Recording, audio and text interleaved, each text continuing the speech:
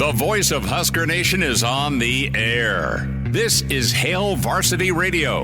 Insight, opinion, expertise, along with the biggest names talking Nebraska sports. Join in with the show at 402-489-1240 or 1-800-825-5865. Now, here are your hosts, Chris Schmidt and Elijah Herbel. Welcome to it. Great to be with you on a Thursday. It's Hail Varsity Radio. We're presented by Currency. Chris Schmidt, Elijah Herbel. Hope you're doing all right as we kind of kick off weekend eve. Numbers to dial up at 489-1240, 489-1240 to join Hail Varsity Radio. Toll free across the state where you can hear us, 1-800-825-5865. Email the show, Chris at HailVarsity.com. Give us a find on Twitter at Schmidt_radio or at Herbal Essence for Elijah Herbel, and can watch the show a couple of different ways. The Hail Varsity YouTube channel and also the Hail Varsity Radio Twitter feed at HVarsity Radio. Brandon Vogel, managing editor, going to be with us. We'll talk with him about some of the projections for college football's 2023 season, how things look with his team previews, because this schedule is going to be really interesting for Nebraska in 2023. So Vogue's with us here in about 15 minutes. Our dear friends Will Wilson and Bill Hooks, Morning Hookup. They are on our Lincoln station KFOR at 10 weekday mornings. And they had a chance to catch up with Danny Nee today. So we'll have some excerpts from Danny Nee and what Coach Nee's been up to, his thoughts on Nebraska basketball. So excited to hear from Coach Nee in about 30 minutes. And in hour two, Gary Barnett dives into some culture topics with a football team, specifically the thing on gambling. That's been in the news here the last week, and Coach Barnett had to deal with that at Northwestern to the tune of 3 of his players in the FBI. So we'll get into that with Coach Barnett. And then finally, proud dad and really awesome option quarterback, Charles Thompson, dad of Casey Thompson. He'll join us at 5:25. We talked with Charles a little bit earlier in the day, but hear that interview at 5:25. A little more insight, Elijah, onto the decision process, the thought to go portaling again for Casey as he landed yesterday. Pete Thamel with that story and reuniting with Tom Herman. Really fun chat with Charles on Nebraska and just what lies ahead for Casey. We wish him well. 489-1240, 489-1240, numbers to get in. So on the recruiting front, you have Teddy Rizak getting offered today by Nebraska. That's big-time, talented kid out of West Side, phenomenal family. And you had the Notre Dame offer not long ago. Nebraska right there now offering Teddy Rizak. You got a number of West Side kids that are making up just a fantastic football program that are offered for 2023, of course, but 2024, 2025, and beyond. So Nebraska there, really a talented in-state crop for 2024. And it's good to see, as he's called, Tough Teddy, get that offer. Excited for him. We'll see where things go with Boston College, with Notre Dame, with Nebraska. Let's get into the rebound discussion. Not Dennis Rodman, not the next stake in the beer bet between Elijah Herbel and myself, because I owe Elijah probably, a bone-in filet or ribeye or something, as far off as I was with our NBA steak and a beer last night with the Lakers and Warriors. Again, entertainment purposes only with some of my gambling advice, right? Underline that. But more so the rebound discussion on some teams for 2023. And good story here by Athlon Sports on some teams they think are poised to rebound. And you have your usual suspects in a sense with, an Auburn and a Nebraska, right? Both teams are living on this list as they're waiting. Some of the national writers and pundits, they're waiting for those programs to return to their normal place over the years in college football, and that's the top 25 challenging for a conference championship, so on and so forth. Well, this is a who's who's been missing in action with challenging for conference championships or at least being an 8-9 win football team. Stop me if you've heard these team names before as teams poised for a big next season or season in front of us after a disappointing previous season. You've got Auburn at 5-7. You have Miami at 5-7. The Canes have been wondering in the relevancy wilderness for a long time. Nebraska trying to get back there. They make this list at 4-8. Texas A&M, that's laughable with their investment versus their record. And then you have Oklahoma. Throw a dart, right? In a given year, Auburn should be ranked and relevant. A&M should be ranked and relevant. Oklahoma, for sure, should be ranked and relevant. And then you're waiting on things to pop for Nebraska, hence the new hire and the hope with Matt Rule. Some of these statistics are gagging if you're a college football fan of, well, Oklahoma. Imagine being a team that went 6-7 and still scoring 33 points a game. Imagine being a team that went 11-2. Now, their circumstance a little different with their coach raiding their locker room and then heading to La La Land. You're still scoring 33 a game. Even in the Big 12, that should be enough to win. It wasn't. They're allowing a boatload of points last season. They got a quarterback that's back. They had a 1-4 finish. They had a 3-game in-conference losing streak kicked off by Adrian Martinez, and it was horrific. They allowed 30 points a game. I think kids are still running stadium stairs for that stat with Oklahoma. And I don't buy it. I don't think that they go 6-7 again.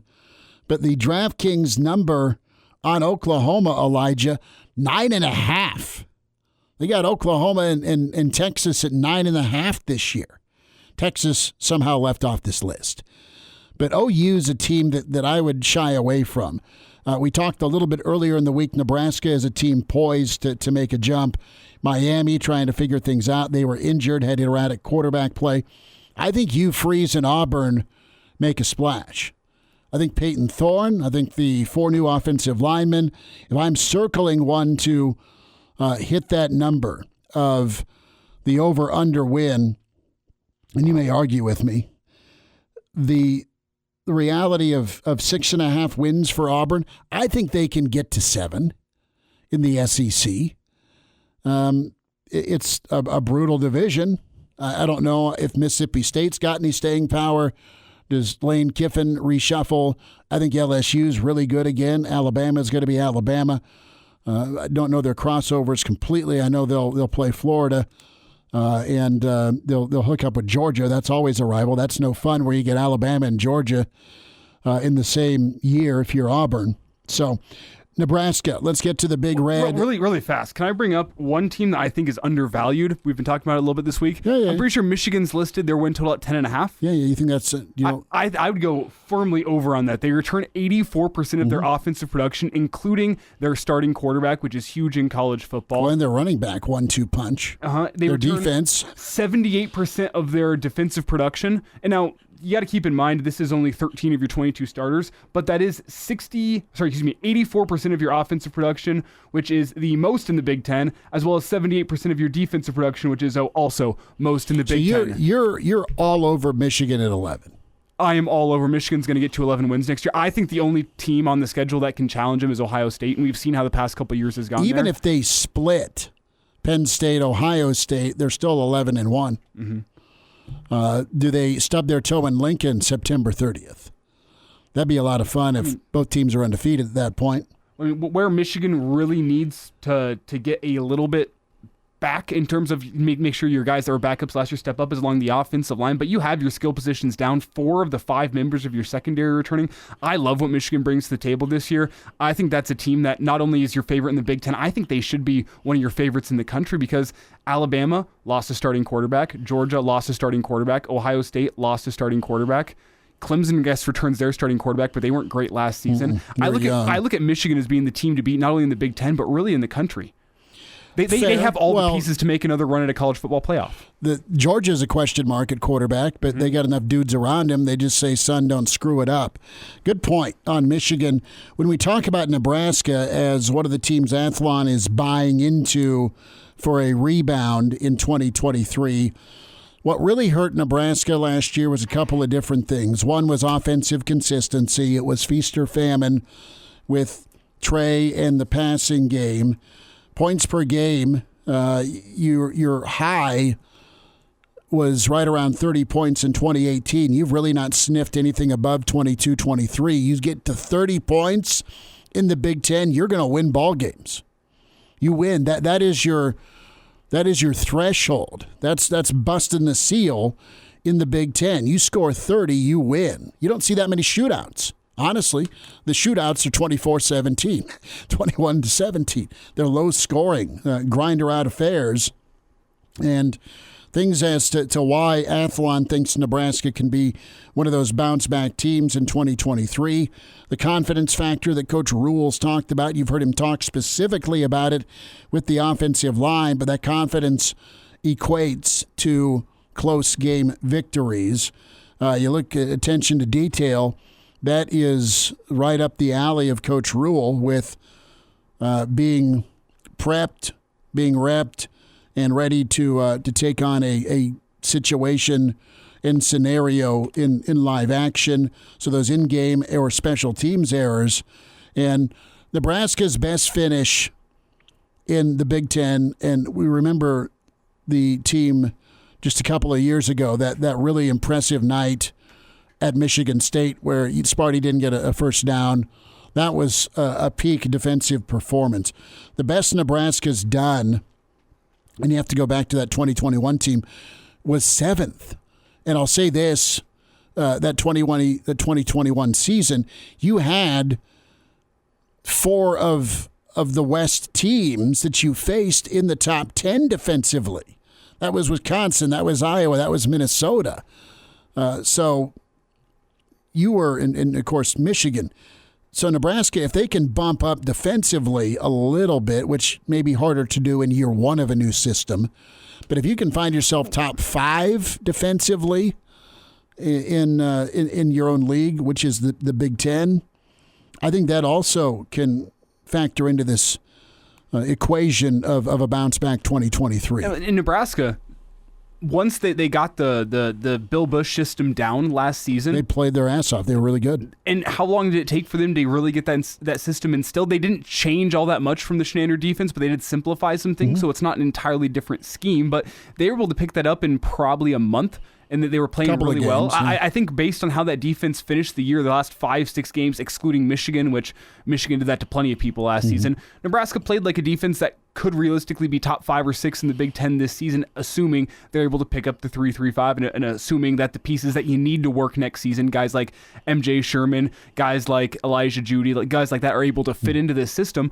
I don't think being a top 5 defense in the Big Ten is completely out of left field. I don't think it's a crazy thought to have. You're trying to acquire the players to get you there. And it's a different system, don't get me wrong, but I think Nebraska, in terms of, if you look offensively, defensively, they're more set up for success next year defensively, and then that was kind of proof was in the pudding in the spring game. That defense was flying around looking fast, and it's because the offense probably has some work to do still, but that defense was flying around looking fast, and I think they could be a defense that's ready to go by week 1 in terms of making that scheme switch from a 4-man defensive front essentially down to a 3-3-5.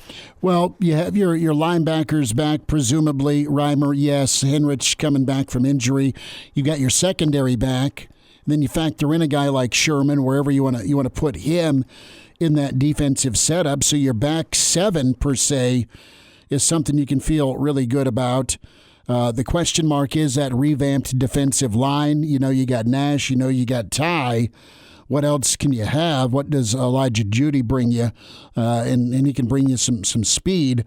The thing that Nebraska's doing through Rule is emphasizing toughness and physicality.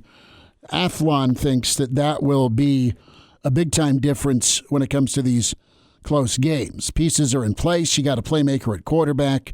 Turnovers. We'll get some of Brandon Vogel's thoughts here on some of the reasons why. I mean, the number one that I come to, in addition to how quickly that defense was able to adapt last year's season and become at least passable, is the fact that they're not going to be on the field as much anymore. That's something that gets overstated. You would hope with Matt Rule's slow it down. Insistence that he wants to slow it down, run the football some more, chew some clock. That defense isn't going to be out there for as many plays. They're going to be a little bit more fresh. You're telling me play 60 to start the fourth quarter could be problematic? Maybe. Just a touch. So a lot of teams to choose from as to who bounces back in 2023 with Oklahoma, with A&M, with Nebraska, with Miami, with Auburn. You got Auburn right there at 6.5. You got Nebraska at 6. You have Miami, I think, at 7.5. OU at 9.5. That is mighty high. I think A&M comes in at 7.5 as well. Those are the DraftKings numbers. Some other teams that are on the radar. Matt Rule's old team Baylor for a bounce-back season. Brandon Vogel's on the way. Some thoughts from Danny Nee. Charles Thompson next hour. And now, back to Hail Varsity Radio. Thanks for spending time at Hail Varsity Radio. We're presented by Currency. For all your equipment financing needs, go Currency. Schmidt and Elijah Herbel, managing editor with HailVarsity.com and magazine. Brandon Vogel with us. Follow him on Twitter at Brandon L. Vogel. Get the subscription. And when you subscribe, can lock in that yearbook as well that Vogues and the crew are working on. It is your college football Bible for Big Red. HailVarsity.com/offer. Vogues, how's your Thursday? Thanks for the time. Going pretty well. How are you guys doing? We're good. We are good, and we love talking prognostications here. You got a list of teams that seem to be, well, Auburn makes it every coaching change year. Miami's been down. Nebraska's trying to get back to being Nebraska. Oklahoma had a down year. A&M. Of those 5 blue bloods or former blue bloods or believable blue bloods, who you buying stock in to actually bounce back? It was Auburn, A&M, Oklahoma, Miami, and who was the 5th one? Nebraska. Oh, okay. Of that group, if I'm divvying up my money to create a portfolio here, unfortunately, as much as I don't like to say it, I'd probably put the majority of it on Auburn. If I'm remembering correctly, I think their toughest non-conference game is Cal. So a bit of a strange non-conference game for an Auburn, but I know they've got, I think, New Mexico State and UMass on there. Those are 2 pretty easy wins. So if we're talking about win totals, who's going to go over? I feel like Auburn's probably a pretty good bet. From there, I might split up whatever I have left evenly between A&M and Nebraska. I don't know what to do with Oklahoma. To be quite honest, I think they'll be okay, but there's kind of some pressure to show that they're okay. I think in this year. Before then, you jump into the SEC. And Miami sure seemed like a mess to me last year. So we'll see if they get that turned around. Hopefully for A.J. Allen's sake, I guess they do. But I feel like Miami's got maybe the most questions to answer of that group as a whole. Why are you buying stock in Texas A&M? Because from my outsider's perspective, they've seemed like a bit of a mess under Jimbo Fisher as well. Not necessarily with how the program's run, but the fact that Jimbo Fisher brings in all this 4- and 5-star talent, yet it hasn't quite translated to the field. I'm not sure if it's a buy-in issue. I'm not sure if it's a scheme issue, but there seems to be something wrong in College Station, at least in my eyes. Why are you buying stock in them? Yeah, I mean, I think if it's a difference for me of, are we talking, can they go over on their win total, or are we talking about long-term health? And that's kind of an important question to answer. Like, if we're talking about long-term health, I'd probably put more of my portfolio, so to speak, on Nebraska, because I do think A&M has like bigger questions to answer. I look back at last year, and while I enjoy App State football and kind of root for the Mountaineers, and was very delighted that they went into College Station and won, that was a game that was a little bit fortunate for App State to win. And there were a couple of those, I think, on A&M's schedule. It was just because, they started out so high in the top 10 that it was supposed to kind of be A&M's year. I feel like they were a little bit – it was worse for them in public opinion than it actually was in terms of their overall team value. So I'd look for them to bounce back by maybe like a game or two. I don't even know what their win total is off the top of my head. But 7.5 for A&M. Yeah, I mean, if we're talking long term, do we still feel about Texas A&M how they felt about Jimbo when he arrived, which is here's a blank college football playoff trophy, we'll engrave the date later? No, I don't feel that about Texas A&M.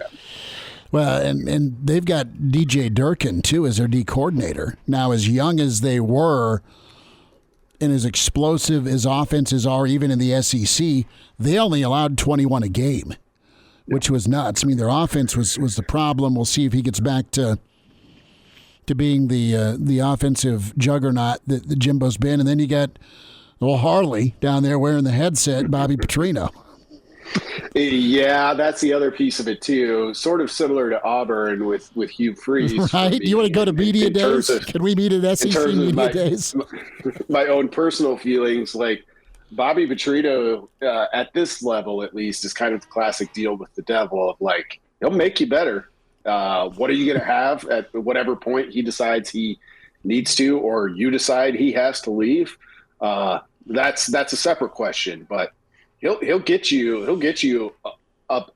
He'll raise you a level from where you've been. I don't think that's much of a question. It's just are you willing to deal with everything it takes to get there under him has been the story of his career.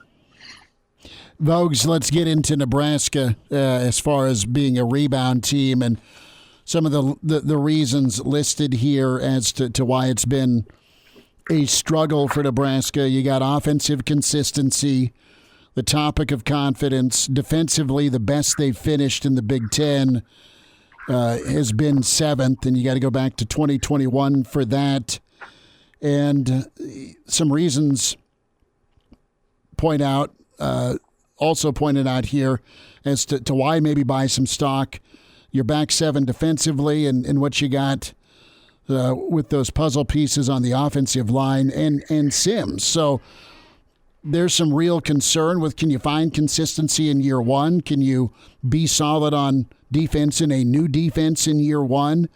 The personnel questions with some of the folks you have on the defensive line where, while you feel optimistic about, you're still waiting for breakouts from a couple of guys. Give me a reason that you think goes into this. Yeah, I'll take the 6 or over for Nebraska. Yeah, for me, it's a tough one because I feel fairly good about the experience Nebraska returns defensively. That said, you mentioned that the best that they finished is 7th in the Big Ten in defense, and that's kind of how it goes. There were 4 teams last year that allowed fewer than 14 points a game. 3 of them were in the Big Ten West. There was Illinois, which came out of nowhere. Jeez. There's Iowa, which is always there. Anybody know the third team? It was Minnesota. Yes. Minnesota was really kind of, from a numbers perspective, pretty elite last year. And the point of that is Minnesota went 9-4. They were kind of in it, but they needed help going into that last weekend to win the division. You could play really, really good defense in the Big Ten, and that's good. It's not a bad thing, but it's just but you might end up at 6th, 7th because the level of defense is so high. So I kind of look at the Nebraska season ahead of, can defense kind of maintain where they were at? Worst case scenario, can you be in that 24, 25 points per game range? If you can, then it becomes a question of, how do you feel about the offense with a new approach, with an approach that, from everything we're told, is a little bit more tailored to the Big Ten? Can that offense get to about 30 points a game, which Nebraska hasn't averaged since 2018, Scott Frost's first season? They averaged exactly 30, and they haven't been able to get to that since then. If you get to 30 points per game in the Big Ten against what we were just talking about with that level of defense, you're going to win 7 games, probably at worst, but more likely 8 or 9. Well, Brendan, you're kind of getting into what I was going to say next, which is an old quote. It's now been attributed, I think, to George Washington, but it goes like this. You'll recognize it whenever I say it. The best defense is a good offense. And it makes sense in terms of Revolutionary War when you think back to that, but it also makes sense in terms of what Nebraska could be looking to do next season when Matt Rule talks about how they want to control the ball, control the clock, run the football, make sure your defense isn't on the field as much as it has been in previous years. But you have other teams in the Big Ten West, notably Iowa in their performance last season, that would dispute that the best defense is a good offense. So I want to get your take. Is that what Nebraska is going to try to do next year to take some pressure off of their defense? Or do you think they're going to need to ride that defense to get some victories next season based on what we've seen so far this spring and based on what Matt Rule and his rebuild is going to look like as a whole? Yeah, it's a really interesting question. It's one I've been thinking about a lot lately. I don't know who said this. It wasn't George Washington. But somebody somewhere along the line said defense wins championships, right? Mm-hmm. It's oft repeated. But I look at numbers like that, where Minnesota gives up 13.8 points per game, and they're 3rd in the division. 4th nationally, 3rd in the division. It was the same in 2021. They were top 10 in scoring defense, but 3rd in the Big Ten.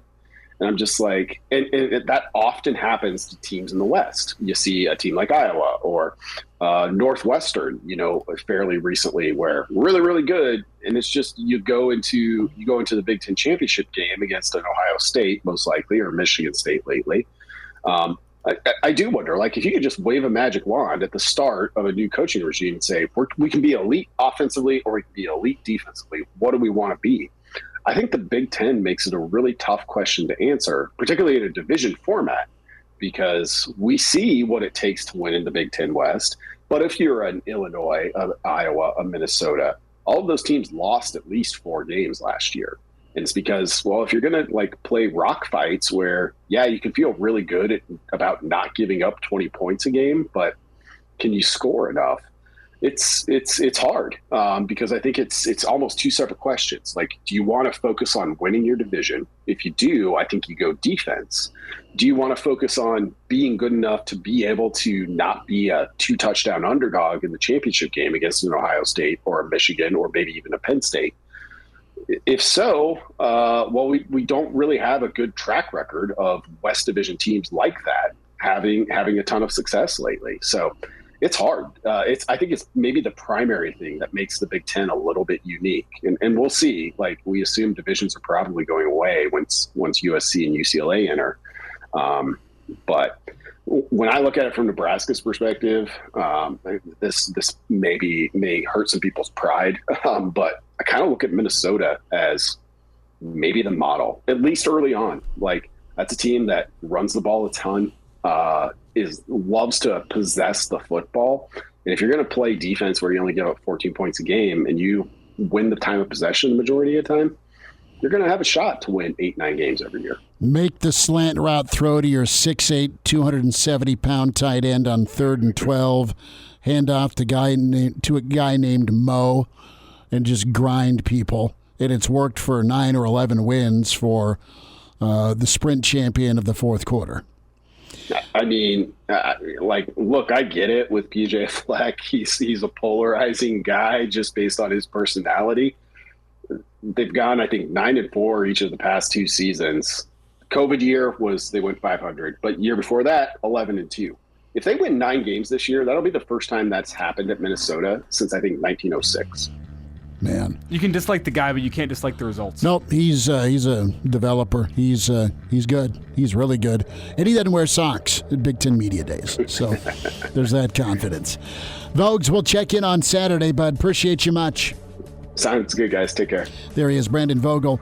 Next hour, Casey Thompson. Off to Florida Atlantic. Charles Thompson joins us. Danny Nee. Some thoughts from the former Nebraska coach next. And now, back to Hail Varsity Radio. Thanks for spending time at Hail Varsity Radio. We're presented by Currency. Schmidt and Elijah Herbel, as we'll check in with Charles Thompson next hour. Gary Barnett in about 20 minutes or so. Reminder about your friends from Dyer Law and the topic of workers' compensation. Confused about your options with workers' comp?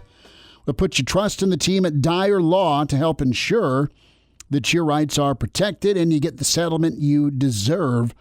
Call the Dyer Law team today at 402-393-7529 or visit Dyer.law to chat with trusted professionals about your workers' compensation claim.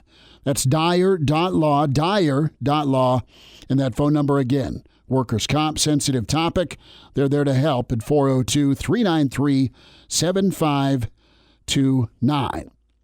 So a couple of guys we've had a chance to be lucky enough to work with for a lot of years. Bill Hooks, Will Wilson, and you've heard Will pop in on the show here from time to time.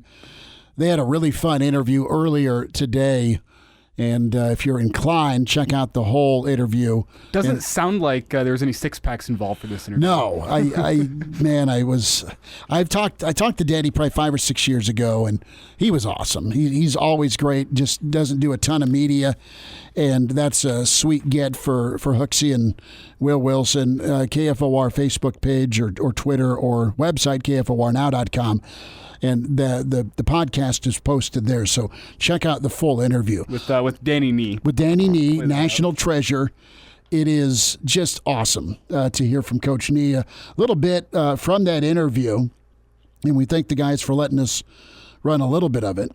And so the thing that was unique, and I grew up with it, a lot of us did, kind of in that golden era of Nebraska basketball, where they weren't just good.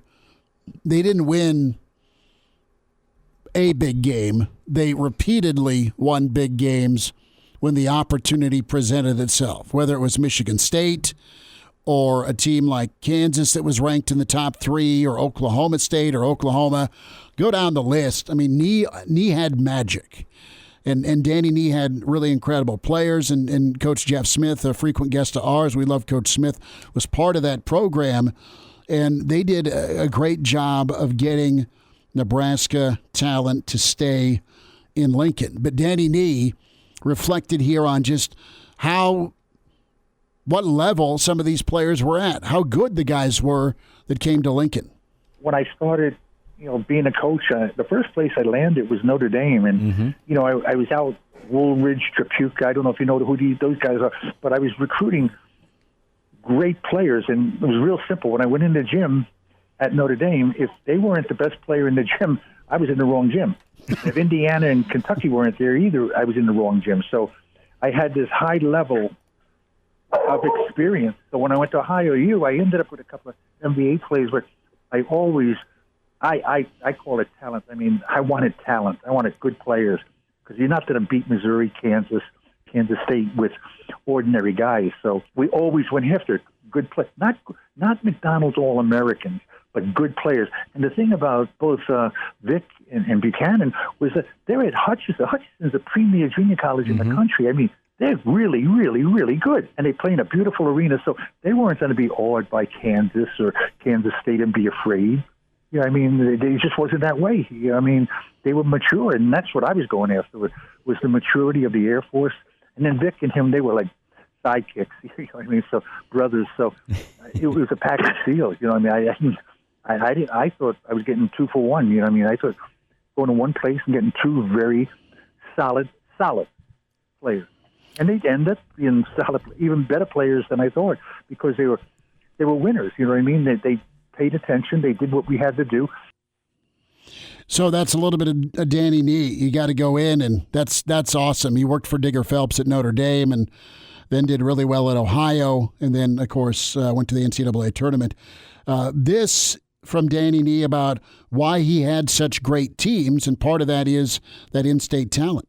That we had leadership, and then I call it accountability, which I don't even know who the hell is on the Nebraska basketball team today. But before, you could tell, man, because the guys were there.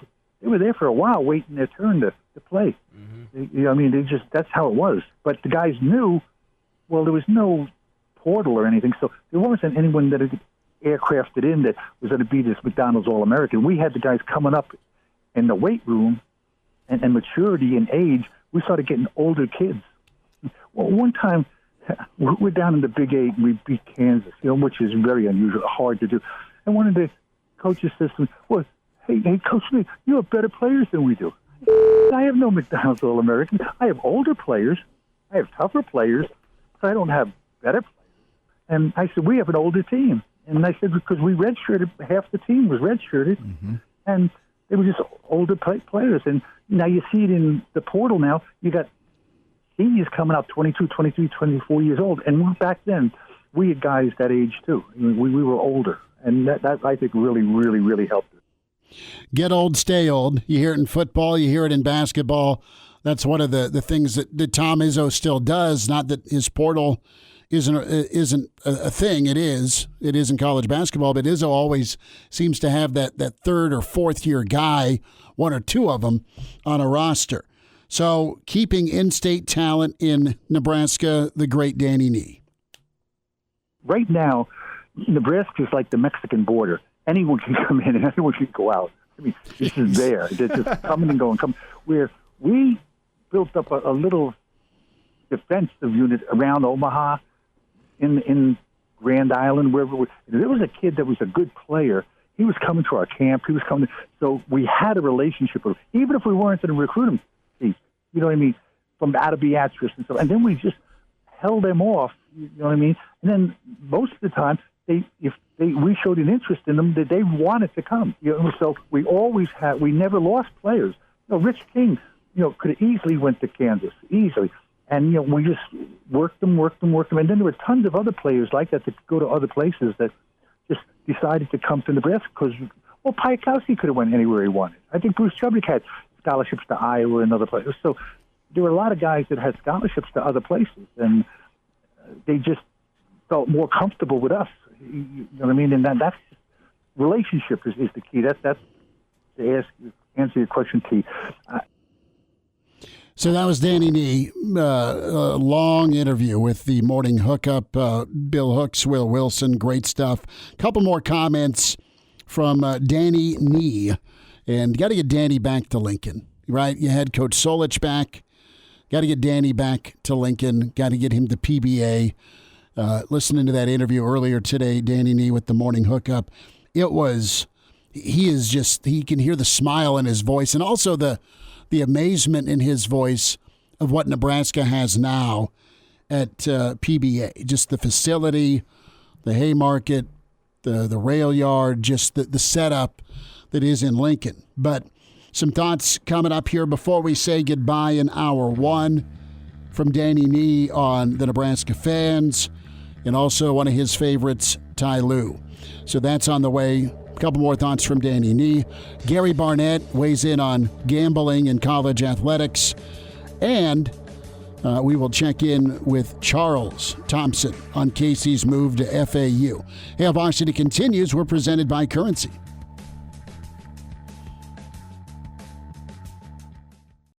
And now, back to Hail Varsity Radio. Thanks for hanging out. Hail Varsity Radio. We're presented by Currency. For all your equipment financing needs, go Currency. Schmidt, Elijah Herbel. As we'll check in with Buff Coach, Colorado's Gary Barnett here in about 10 minutes. And then Charles Thompson, Papa of Casey, on the landing spot, Florida Atlantic. So a sit down with Charles Thompson. We'll air that here around 5:25. Pretty good insight from Charles on the next move. Reminder to get buckled up. One of every 3 fatal crashes in Nebraska involves an alcohol-impaired driver. Why take chances? If you drink, don't drive. A message from the Nebraska Department of Highway Safety Office. More from Danny Nee. Coach Nee joined the Morning Hookup, and some excerpts from that full podcast with the Morning Hookup, and do that KFORnow.com. So the fans, always a special place in Coach Nee's heart with the Nebraska fan base, and he was so good mixing it up with the fans in a fun way, in a social setting after big wins. Remember that pretty fondly as a young Nebraska basketball fan. When I came to town, you see, when I grew up in Brooklyn, we had the Dodgers, we had the Giants, we had the Yankees. You know what I mean? All the different pro teams, the Rangers, the Knicks. You follow what I'm getting? Yep. There's no pro sports in Nebraska. So we're the Yankees we're the Giants. You know, I mean, we're the Lakers. Everyone, those guys become celebrities, and the people, their grandparents had those tickets before them. You know, I mean, they've been coming to Lincoln, and Lincoln is maybe the best Big 8 city, or was a Big 10 city in the conference. I mean, it's a neat little metropolis there. Mm-hmm. It's not too big, but boy, it has everything, and it's a quality place to live. You know what I mean? It's a safe place. And then now that arena, holy Christmas, the arena is really, really, really big time. I never thought they'd get it. They'd build an arena like that. I thought the Devaney was nice. So they're doing things smart. Last thought here from Coach Nee. Ty Lue, man, he pushed him to be the next head coach when there was an opening a while back.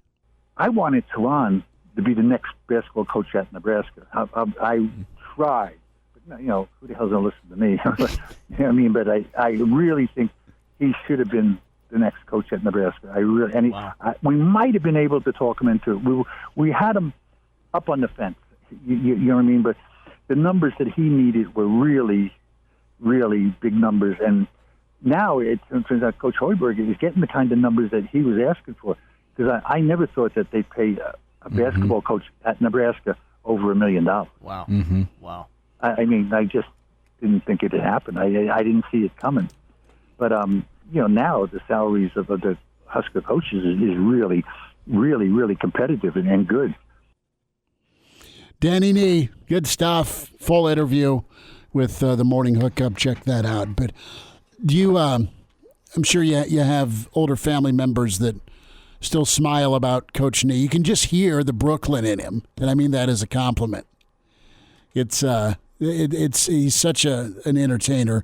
Got a lot of great talent. Let guys go play and do their job. We'll reset it. Talk some college football with Gary Barnett. That is on the way here for Hour 2 with Hail Varsity Radio. And then Charles Thompson joins us for an extended interview. Sit down. You'll be able to hear. Podcast always. Log on and get it checked out. Spotify, iTunes, Google Play. With Hail Varsity Radio, the full show or the segments you want to hear, the video as well with Hail Varsity YouTube channel. Hour 2 coming up. The voice of Husker Nation is on the air. This is Hail Varsity Radio. Insight, opinion, expertise, along with the biggest names talking Nebraska sports. Join in with the show at 402-489-1240 or 1-800-825-5865. Now, here are your hosts, Chris Schmidt and Elijah Herbel. Back into it, it's Hour 2. It's Hail Varsity Radio. We're presented by Currency Hall of Fame coach with Northwestern, with Colorado, and Missouri Hall of Fame, Gary Barnett back with us. Coach, it's golf weather here in Nebraska. How you doing? Well, good. You better get in. There's only, what did you say, 10 days like that all year? So, Yep. We get 10 awesome ones, right? It's Chamber of Commerce weather going on, and Matt Rule has had an incredible Chamber of Commerce session yesterday. About 700, 800 folks all there to see him speak, man, and he is a dynamic talker. It was a pretty good hour. Good. Well, Matt's a successful guy who's done great things in hard places, and he's got a formula, and it's good to listen to. It's interesting to find out all the things that he had to face and how he solved them. It is, and I want to go there with your coaching career, and I want to kind of look at Northwestern and then also Colorado. How did you put your arms around the rebuild or the startup of Northwestern football?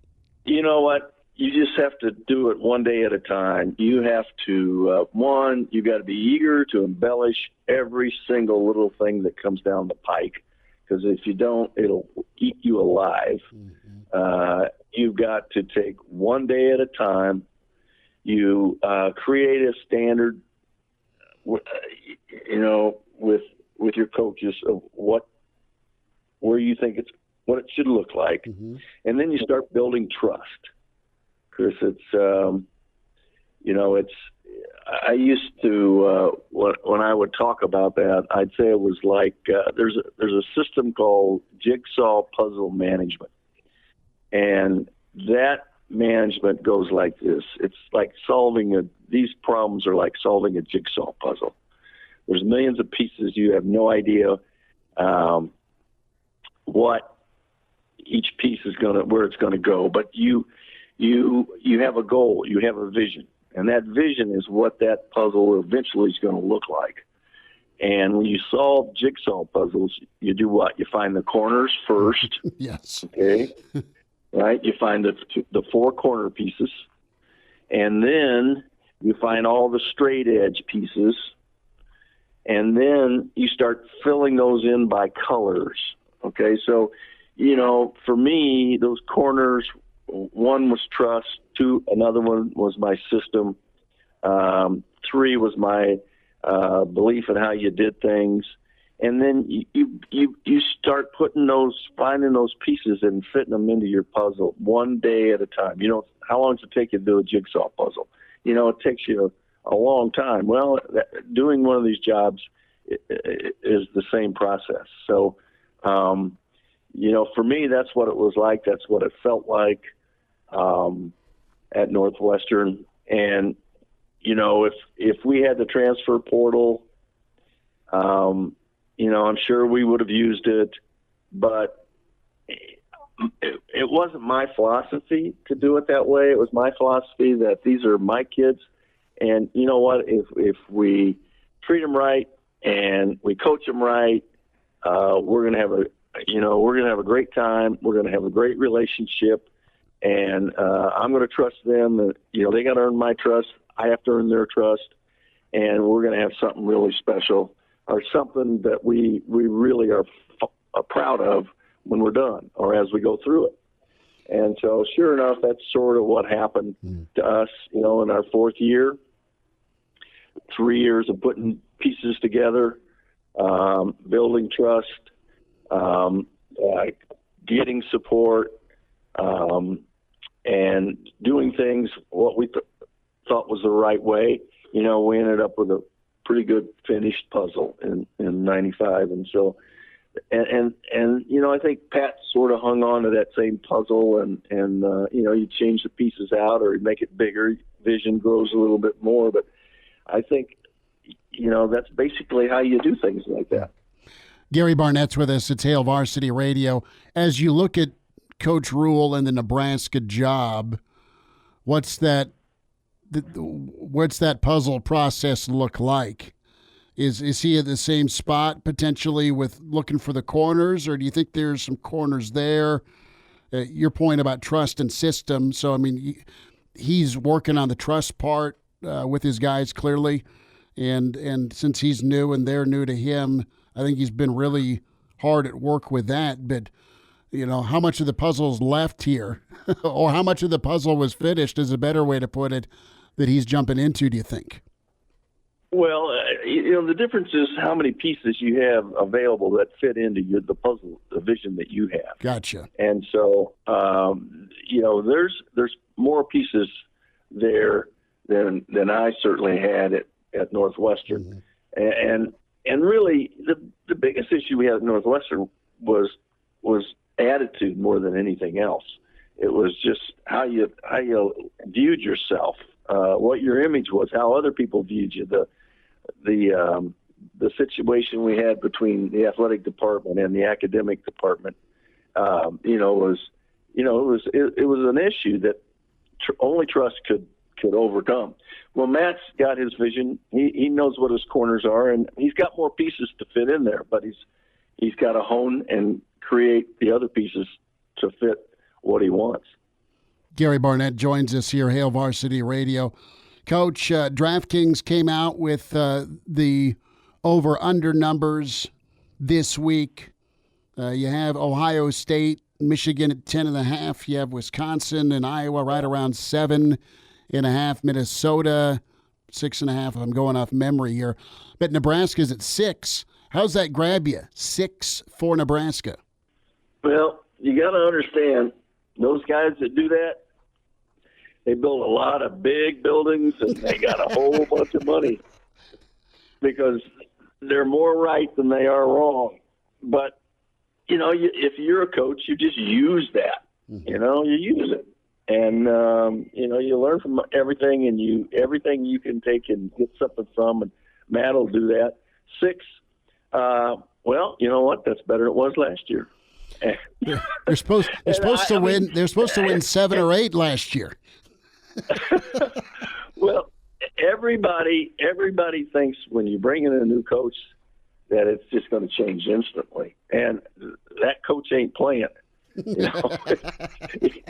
It's still a process. That the process can it can be speeded up now a little bit with the transfer portal. In other words, some of your pieces are different, but getting those pieces to fit, okay, that's the hard part. That's what takes time. It's just like where we are in Colorado. We only have 12 guys left from last year's team, which means we're going to be playing with 73 new players, and you're going to have 1 month to put that together in a locker room. That process doesn't work that way. You can speed up the recruiting process and the overall roster change, but you can't speed up the development of a team. There's no magic formula for that. And so that's cramming that into 30 days. I know the over-under on Colorado is 3.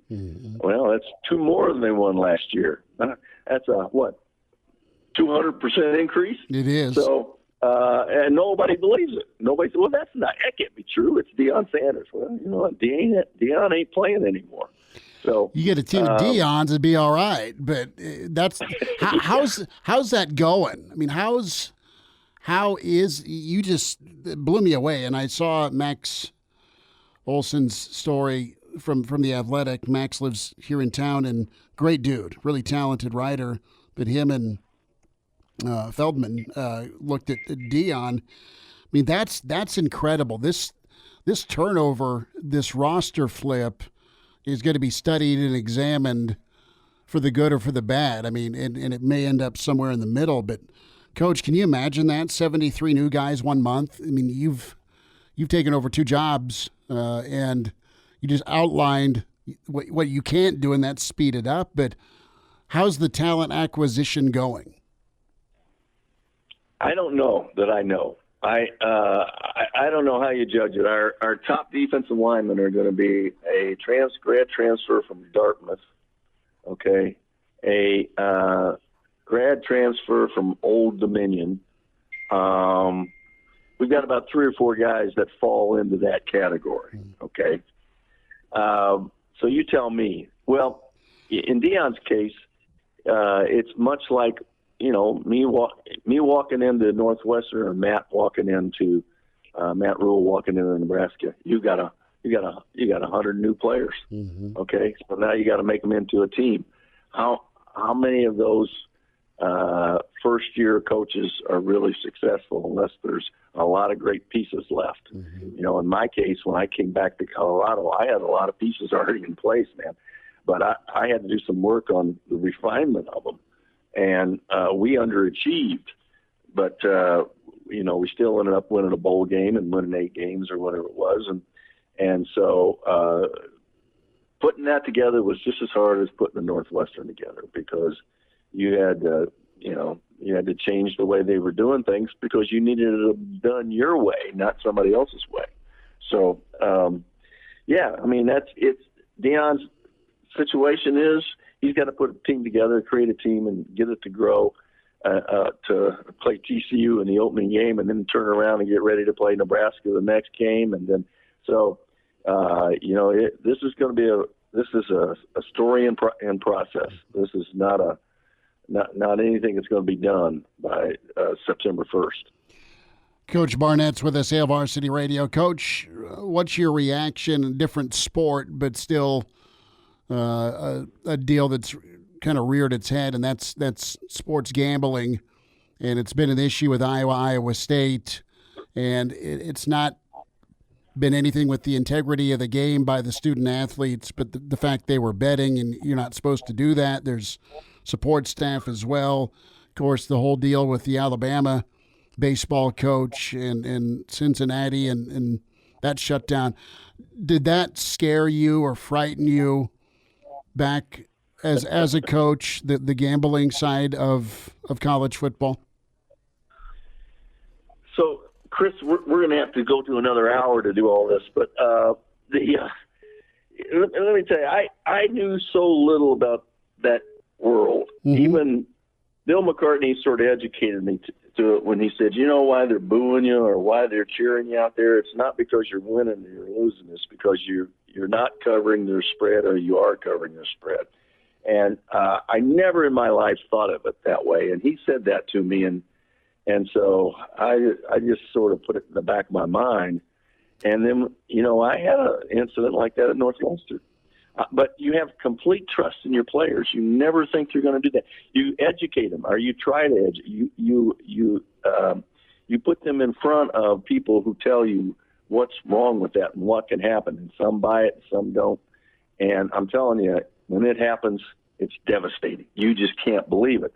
But in this day and age, when universities are partnered with programs like PointsBet and other programs, what do you expect? Mm-hmm. What do you expect? I would be willing to bet you that is going on at every single university campus, junior college campus in the country. And whether it's players or not players, that's all they're exposed to that. There's a percentage of students and people that are going to do it. And you have to be strong of character to avoid it. And it's, we're seeing less and less strong of character people. So it's, it doesn't surprise me, but let me tell you, when it hits, you are shocked. You can't believe it. I had to turn 3 players over to the FBI. Man. And did it gut you, though, crazy. that it was going on? Did it just gut you? Oh, yeah, absolutely. It got me when I found out a player was putting the ball on the ground, and when we got 55 other players fighting their hearts out to just try to win a game. And he's trying to win $400. Jeez. So, it's horrible as a coach. But, you spend many hours and so much effort trying to educate young people on what can happen. And you can lead them to the water, but, they got to drink it. Sure. And so many of them don't. Coach, last thought. How did the player get compromised? Did he just get approached, or was it just his own, I need money and this is how I'm going to make the ends meet? Yeah, well, he made his first bet and won $400. And so he could fly his mother up from another state and go to a game. So he wanted her to go another game, so he made another bet. Well, he lost.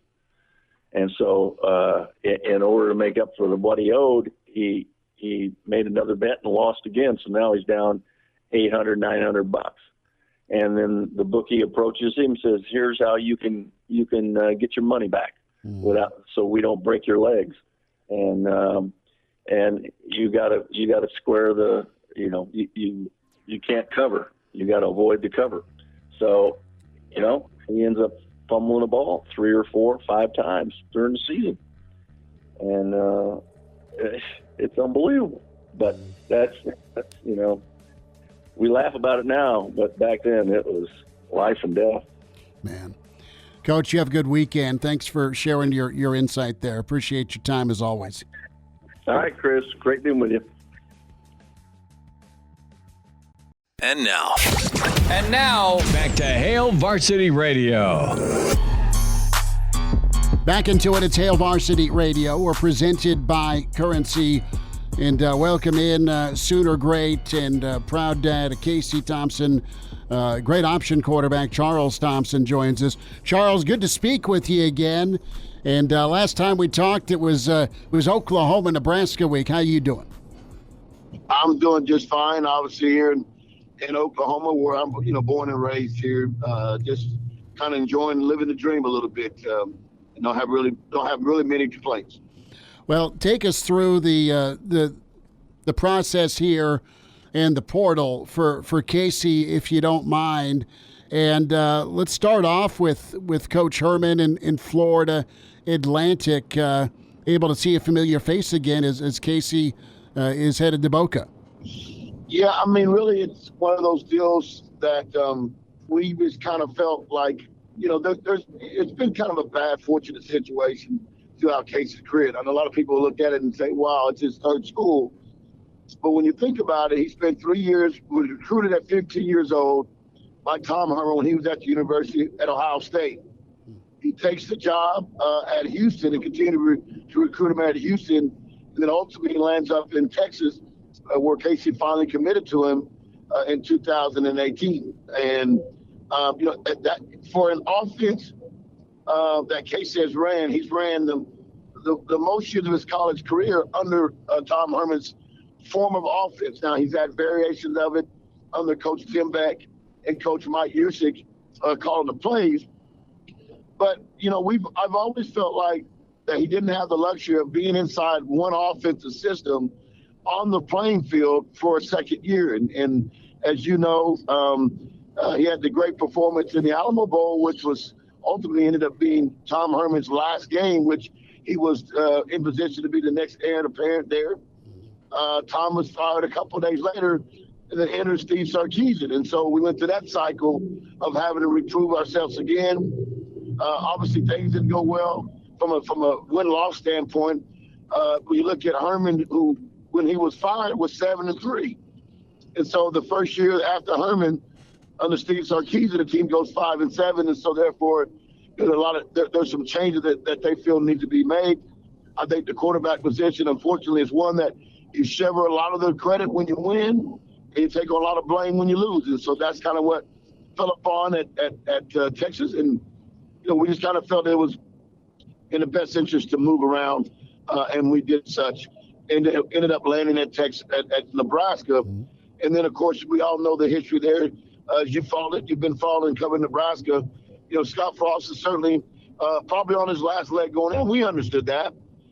And then the way things transpired last year certainly meant for a rocky year. Obviously, Casey getting banged up was not good. But at the end of the day, it was still some big-time college football playing experiences. Scott Frost is ultimately fired. Mickey Joseph the same. They up and hire Matt Rule, and now you got another coaching change for a kid now that's rolling into his final year. And so, I have nothing negative to say about our time. I'm sure Casey would echo the same thing.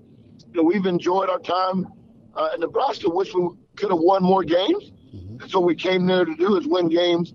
But I got nothing negative to say about the past staff or even the current staff. I think Coach Rule is an outstanding coach.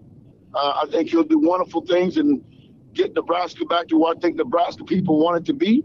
I know he has a process, and I think he's a man of integrity and a spiritual man who believes in doing things the right way. And I think ultimately, I think the Nebraska fans and everyone around will see that manifest into wins like they used to seeing, of course, when I grew up and when I played against them back in the day. Charles, you touch on Coach Rule, and you laid out really a high level of comfort with an offensive system with Coach Herman, and you just laid it out: Texas, Ohio State, Houston, and then, of course, the fit at Texas, and now Coach Herman's back coaching again at Florida Atlantic.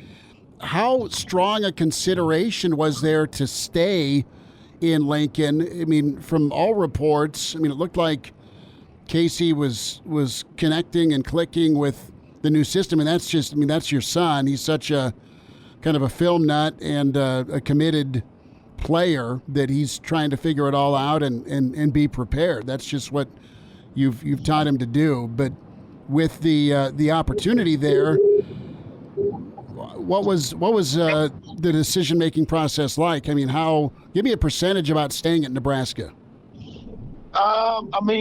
Listen, the focus, to be honest with you, was, I believe in this, and having myself play professional ball, played football all levels, having an older son, my firstborn son, do the same thing.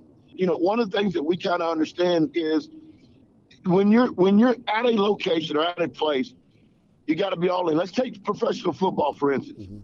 There are times when you are in that franchise and you're playing for a team and they walk in and tell you they've just traded you from 1 minute from one team to the next. So that's just the business of football. But what you got to always understand, while you're at a place, you have to be 100% bought in. And that's what Casey, he's a consummate professional about his preparation, about his body. That's why, he's 3.5 weeks, 4 weeks ahead in his rehab protocol, so to speak, on his shoulder, because he really is conscious of doing the right thing that it takes.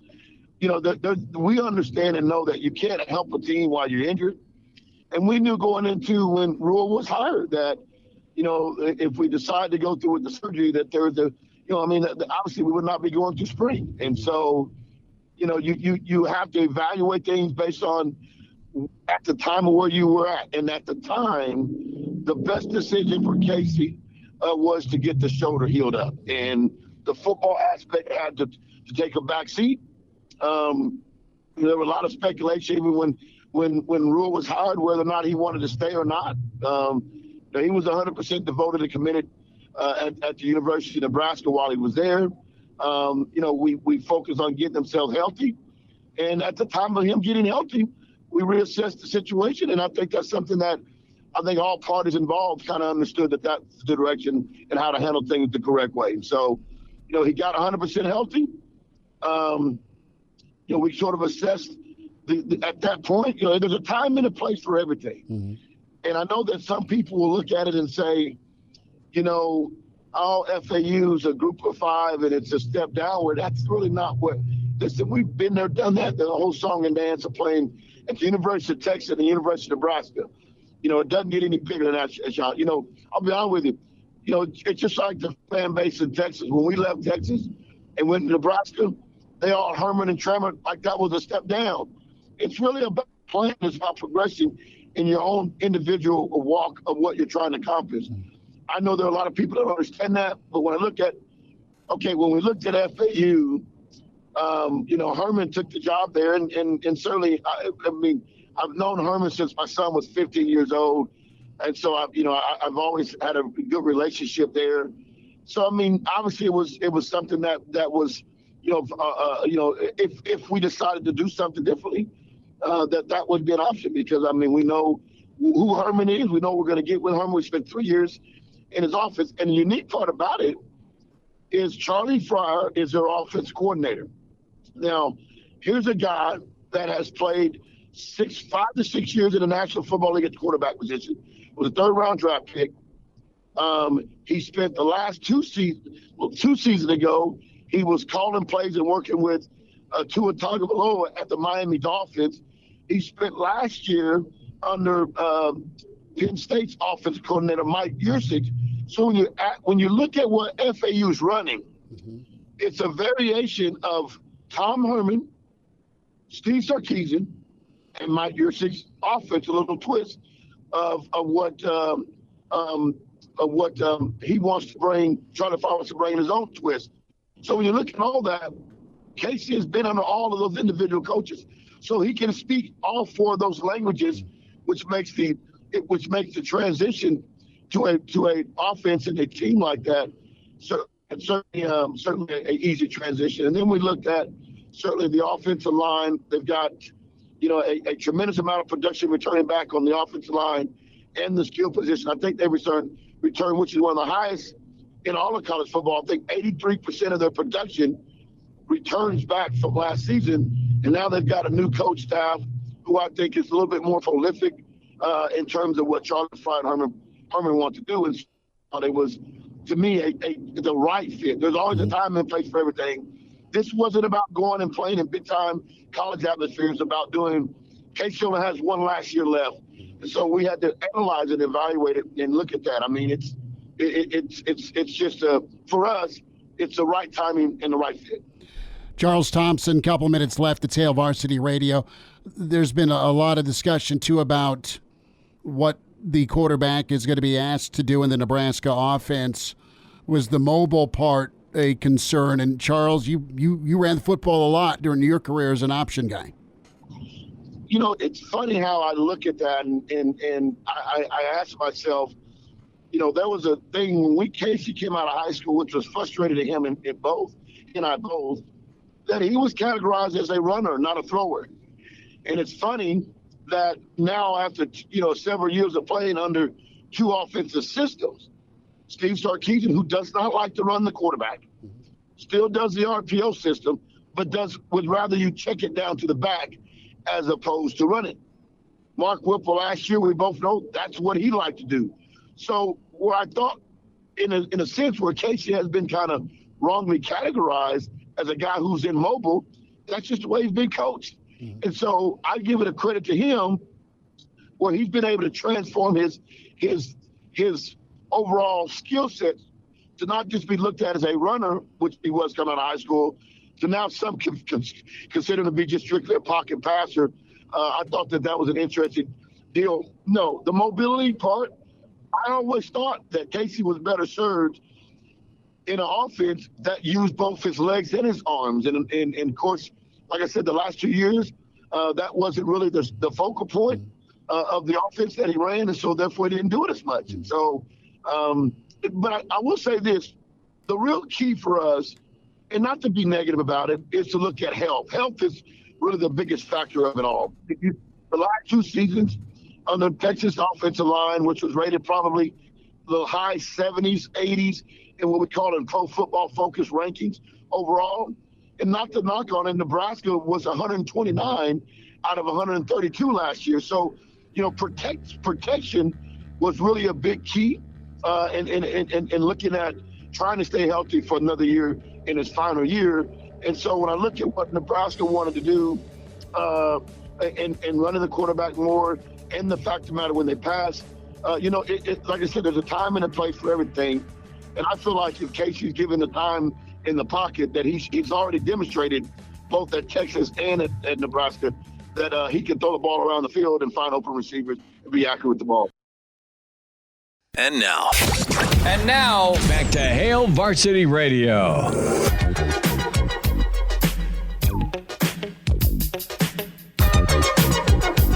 Charles Thompson's with us, Hail Varsity Radio. Some insight to Casey, headed to Florida Atlantic. Charles, let's talk offensive line for a moment. And maybe you will or can, or maybe you won't speak to this, but was there miscommunication or frustration? Was the OC, the O-line, and the head coach or the interim head coach of last staff on the same page with what their vision was for the offense?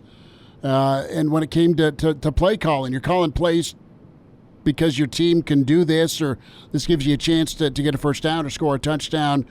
But I'm asking, was your offensive line, was your run game, was your quarterback, were your wideouts, were they able to do what you were asking them to do? Well, I think they were. I think here's what you got to realize is something that under Herman, the 3 years Casey spent, the quarterback had the ability to set protection, change protection, slide protection, do certain things. Last year, certainly at Nebraska, they chose to have the offensive lineman, the center, to do that. And we've always felt like, and I do, and looking at, I've got a lot of friends who are coaching in the NFL, who are involved in college. If you got a smart enough quarterback, it's always better to have the quarterback have the final say in protection, so he can understand and know where he wants the pressure or the leakage to come through, or his hot read.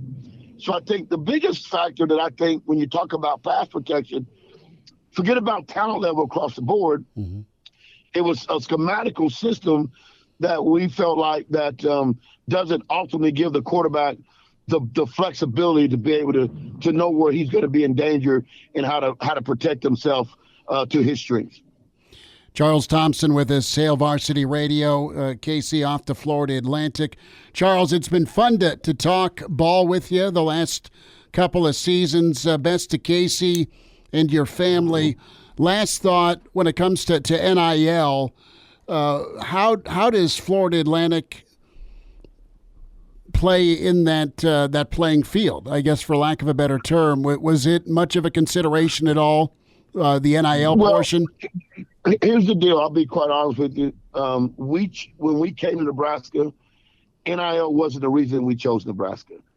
We're a football family, so it's about football first. It doesn't matter at the end of the day. So NIL wasn't a big reason why we chose Nebraska. NIL wasn't a big reason why we left Nebraska. NIL is not a big reason why we chose FAU. Now, at both places, we certainly will be we were taken care of at Nebraska, and we will be taken care of almost as equally the same at FAU to some sort of form of fashion. So NIL is NIL what it is, and so that's not a reason why we would choose. We're just not that type of family. We're about football, and we're about putting ourselves in a position to play football for a long time. Now, I know people will say, is Casey Thompson the next level quarterback? And, I hear the critics, people say that, but I'm sure people said the same thing about Brock Purdy, who was a Mr. Irrelevant in the draft, and now he's, certainly got his foothold in the San Francisco 49ers. There are a lot of people that said Jalen Hurts, when he left Alabama, wasn't good enough to play quarterback, and obviously ended up moving to Oklahoma, changing his game there for 1 year, and obviously with a second-round draft pick, and now has signed one of the largest contracts in the National Football League. So I know the Monday morning quarterback folk will look at it what it is. I happen to have a lot of relationships around the NFL and different coaches. I know that Casey has an opportunity to play at the next level. So our job is not to worry about NIL, but to put him in a situation that better suits him to have a final year that maybe can improve his stock from wherever it may start from. Not saying he's going to be a high draft pick, may even be a free agent on a lot of people's boards. But I think with a good solid year, I think people will look and see Casey Thompson, the quarterback that he is, and he'll have opportunity at the next level at some point. Charles, are you guaranteed a starting spot at Florida Atlantic? Well, I mean, it's a very, very favorable situation for him, and I don't know that I would like to use the word guarantee. We weren't necessarily. Yeah, we weren't necessarily, even at Nebraska, it wasn't about a guaranteed anything. It was just about weighing out the options. You got 8 months or one season left and playing. And so Coach Rule told us that it would be a battle. And we understood that. And as our final year, and I respect Coach Rule for this matter. He said that. He said, as a final year for a senior, I'm not sure that I would want to be walking to my final year, knowing that I have to battle a guy or anyone to that matter. In my final year, there's a chance you could win or lose it. So, listen, like I said, I have nothing but great respect for what they're going to do there. I have great respect for Coach Matt Rule and all the guys there. I love Rayola. He and my son developed a great relationship even throughout this past year. I think they're going to do great things there. Sometimes there's just time. You have to recognize that, God has a plan, and we're able to reconnect with Tom Herman and run an offense that we're very, very familiar with, and give Casey a second year to be inside an offense, to put that on tape and put that out there in a 10 to 12 game a season. Charles, best of luck to you guys. Thanks for the time as always. Thank you. Charles Thompson, long sit down with him a little bit earlier, but there's the insight on Casey Thompson and his decision to move on, and it comes down to opportunity, and you just heard Charles say there's not a guarantee out there by Florida Atlantic, but I think the term favorable fits well, and transparent's been a word that's been thrown around here the last 3 months, and it's been transparent. And if Casey has aspirations of playing on Sundays, that's awesome. Good for him. He's got to play his senior year to have a chance to play on Sundays, and there's a chance you might not win the job in Lincoln. And he detailed the system, their reasoning, and the familiarity, and also here, listen, he had to get the shoulder fixed, and you can't get comfortable and familiar with a system. You can do it mentally, and I'm sure Casey did that to the nth degree, but you still physically need to be out there, and he wasn't able to as much as he wanted to. And speaking of transparency, you really, really appreciate Charles and his ability to be transparent there with us through this process. I think what we heard there was straight shooting, especially when it comes down to, hey, here's what Matt Rule said to us.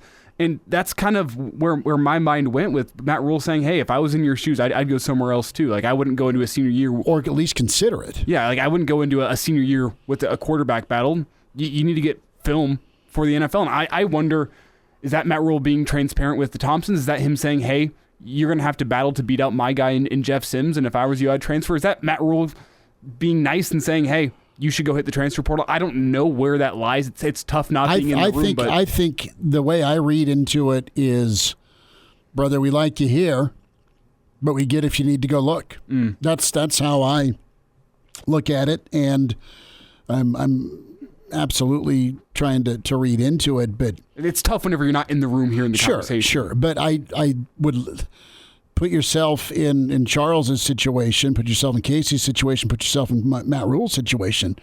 The goal is to win. And you can win with Casey Thompson. You can win with Jeff Sims. You can win with a good run game. You can win with a powerful offensive line. You can win with a ball-hawking defense. All of that needs to come together. And the concern is to win ball games next year in Lincoln, with or without Casey, with whoever's at quarterback. So really insightful. That full interview going to be posted with Hail Varsity Radio, Spotify, iTunes, Google Play. Big thanks to Charles Thompson with his extended sit-down.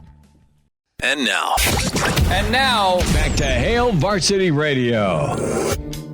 Good stuff out of Thursday. Spotify, iTunes, Google Play, where you can download the Hail Varsity Radio podcast. Full show or the segments you want to hear. The full show video on the Hail Varsity YouTube channel. And they can also watch the Hail Varsity Radio Twitter feed at HVarsity Radio. Big thanks to Charles Thompson joining us. Also, Gary Barnett. Some reality radio there with Coach Barnett and gambling, how it affected his football program at Northwestern. And I'm not laughing at it. I'm just like kind of out of disbelief with a chuckle there, where you got to turn 3 of your kids into the FBI. I mean, that was a bombshell. I know there was a gambling thing that went on at Northwestern, 93, 94, something like that. But, man, he got straight to it. Some guy's fumbling the football because he owes bookies $900. And it was all to just try to get his mom flown up to go watch one of his games. Like, that's the craziest part to me is... Imagine being a football coach where the FBI rolls in and says, yeah, we've got evidence here and wiretaps of someone compromising your team. And then the heart of it where you go, man, it's just because he needed $200 to fly his mom up to come watch him play football. Now in the NIL era, taken care of. Yeah, thank God. And now with Lincoln Airport offering flights halfway across the country, this is not a paid advertisement by any means. It is not, but you're working on getting one. I like it. Brandon Vogel, awesome to talk with him when it comes to bounce back college football programs for 2023. You have Nebraska included in a laundry list here with Auburn, Miami, Oklahoma, and A&M. How do you feel about your Denver Nuggets closing out on the road? Don't ask me that question. Speaking of gambling and doubling up, double or nothing, can we go steak and a beer tonight? Well, every time I talk about the Nuggets on this show, which is once a year, they end up absolutely. You get about three times in a 12-month calendar. Well, the wild card tonight is probably going to be Chris Paul. We know that DeAndre Ayton is out. Chris Paul has been rolled out. That's as of 3 hours ago. So DeAndre Ayton and Chris Paul that both actually out. Helps Phoenix. Yeah, the fact that Jock Landale is going to be the center. He's been playing better than Ayton all series long, and Chris Paul is known for slowing the game down for the Suns, and what the Suns have wanted to do, especially in Phoenix when they get out of altitude back to sea level, is they want to run. They want to get quick buckets, and the Nuggets are trying to do the opposite, play half-court sets and really take up the full shot clock. So I still think the Suns have a slight advantage. Murray's a game-time decision, too. He's a non-COVID illness. He'll play. Okay. He's a gamer. He'll play. -2, Suns at home. That's a low number. Do you get on to the Western Conference Finals, or does it go to that dreaded Game 7? The Valley, man. The Valley scares me. Phoenix puts on for their home crowd. I think Phoenix is, as much as people have talked about Phoenix and their lack of depth, their depth has shown up pretty well this series. I would say, especially whenever they were at home. And that's what happens in the playoffs. The home floor, your bench guys, some of those role players start playing better when you got the home court advantage behind you. I still think I'll roll with my Nuggets at a straight-up money line. They end the series. I think Game 7 in Denver is a big advantage for the Nuggets, so I wonder if they play with that intensity. I think they're trying to end it tonight. I'll take the Nuggets to win it outright. A lower-scoring game, 104-101, the Nuggets get it done. I will go opposite here and go money line with you as well. This time I will take Phoenix to try and even myself back with a steak and a beer. So we're just going straight money line each way? Sure. Okay, Nuggets win, I win. Phoenix wins, you win. Sure. I'll do that. Hey, you're not asking for the 2. I'll run with that. Back tomorrow at 4. Appreciate you. Thanks for tuning in to Hail Varsity, presented by Currency.